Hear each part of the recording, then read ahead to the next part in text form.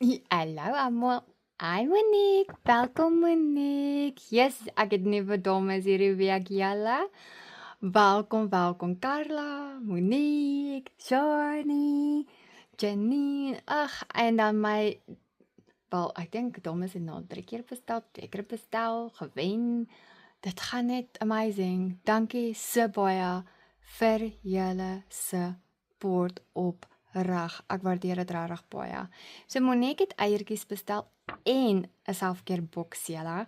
So nommer 5, nommer 16 en nommer 38. So kom ons doen eers die eiertjies. Okay.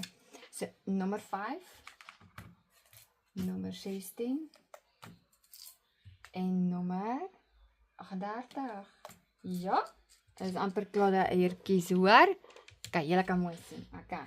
So kom ons kyk en ons het, sy het 'n ring. Okay, sy het 'n ring. Sy het 'n ring. Sy het sticky nuts. Die wat is dit is en ek soek hom net die sterretjie. En het ek net gewagtrek so.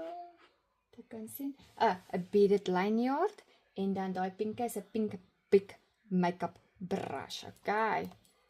Pink makeup brush. Hey, dis lekker, lekker. Okay, let's go. Julle. Kyk eens die ene. Hierdie is 'n bookmark. Dis oorbelle en dit is 'n wat is dit nou? Hairklo. Dis 'n gewone hairklo. Is nie 'n big hairklo nie. Ander dag. Hierso het sy 'n bracelet. En sy het mini wipes. Daai is 'n hoe sê dit? Is 'n silicone brush awesome en daai is 'n lip gloss steiner. Wow, plus haar 2 free draws ook met dit. Want onthou, jou selfcare boxes is 'n ding op sy eie en dan jou ex met jou 2 free draws is op sy eie.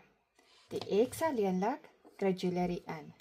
Die selfcare boxes kry nie jewelry in nie. Okay. Julle net gaan gewys. Kyk hierso.